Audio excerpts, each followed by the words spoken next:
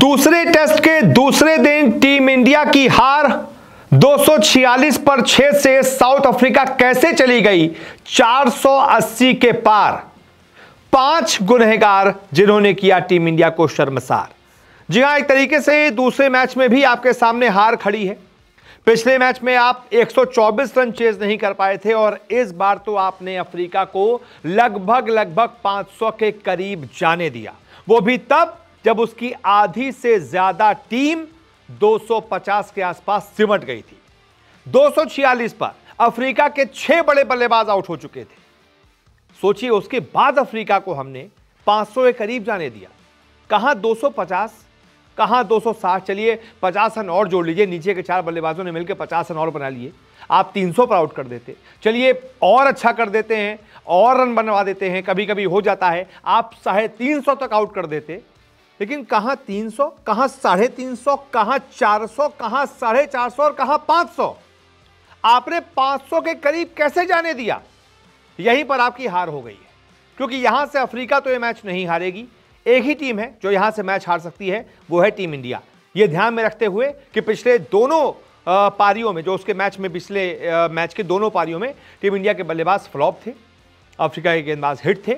और ऐसे में आज कौन कौन से इंडिया के गुनहगार रहे हैं, क्या फैसले रहे हैं, जो एक तरीके से हम कह रहे हैं कि यहां से ही टीम इंडिया की तय हार है।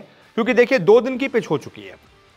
जो 2 बेस्ट डे थे बैटिंग के लिए, उस पर अफ्रीका ने बैटिंग कर ली, आपने उनको करने दी।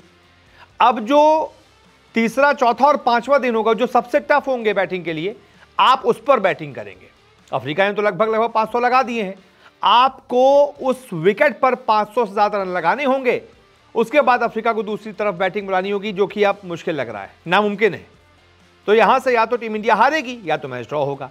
विकेट को देखते हुए लग रहा है टीम इंडिया हारेगी, क्योंकि चौथे और 5वें दिन शायद इंडिया यहां पर नहीं खेल पाएगी। दोनों पारियों में इंडिया सिमट जाएगी।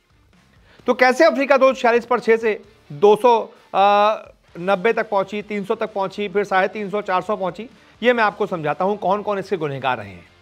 नंबर 1 गुनहगार तो ऋषभ पंत रहे हैं, कप्तान साहब। कोई प्लानिंग नहीं थी, ऐसा लग रहा था कि हाँ पहली बार कप्तानी कर रहे हैं, पेशेंस कर रहे थे अपने फील्डर्स को, लेकिन कुछ भी प्लान बी, प्लान सी कुछ दिखा नहीं। सामने के एक नया लड़का आया है, मुथुसामी, आपने उसको रन्स खाने दिए, आप बनाने दिए, आप उससे रन्स खाते गए, वो सैकड़ा मार गया आपके खिलाफ। कोई भी नया लड़का आता है इंडिया के खिलाफ, सैकड़ा मारकर चला जाता है, टीम इंडिया वाले देखते रह जाते हैं। पता नहीं है क्या है, बहुत पुरानी आदत है टीम इंडिया वालों की। कोई भी नया प्लेयर आता है जो दुनिया में परफॉर्म ना कर पा रहा हो, इंडिया के खिलाफ खिला दो, परफॉर्म करा देगा। इंडिया वाले उसको परफॉर्म करने देते हैं। पहले तो मुथुसामी से रन खा गए, उसने एक पार्टनरशिप कर दी काइल वेरेने के साथ। फिर चलिए वेरेने आउट हुए, तब भी जो है स्कोर 300 कुछ के आसपास था, वहां पे भी आप बाकी के 3 विकेट ले सकते थे।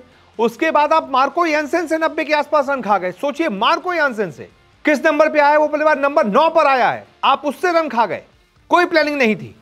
नंबर 1 गुनहगार ऋषभ पंत, नंबर 2 गुनहगार कोच गंभीर साहब। न जाने किस बात की कोचिंग कर रहे हैं, कुछ प्लानिंग नहीं है। अरे ऋषभ पंत अभी नया है, आप तो इतना एक्सपीरियंस हो, उसको कुछ बताते, कुछ विकेट लेने का तरीका बताते, कुछ प्रेशर डालते सामने वाली टीम पर। वो रन बनाते गए, आप उनसे रन खाते गए। ऐसा थोड़ी होता है भाई, प्रोएक्टिव होना पड़ता है। मुथुसामी 109 बना गए, वेरेने 45 बना गए, मार्को यानसेन 93 बना गए, आखिरी में केशव महाराज 12 बना गए। 334 पर 7 हो गए थे, वहां पर भी आप 360-70 पे इनको नपेट सकते थे। आपने वहां से सोचिए 500 के आसपास बनवा दिए, 489। तीसरे गुनहगार मैं मानूंगा मोहम्मद सिराज, बहुत रन खाए हैं, 106 रन दे दिए, तब जाकर उन्होंने 2 विकेट लिए। चौथे गुनहगार वाशिंगटन सुंदर, 58 रन खा गए। और 5वें गुनहगार मैं मानूंगा केएल राहुल को, वो जो शुरुआत में उन्होंने 4 रन पर ही एडन मार्करम का कैच छोड़ दिया था ना, बहुत बुरा वो इंडिया को खला है। क्योंकि उस समय अफ्रीका का स्कोर तो कुछ 10-15 ही रन था।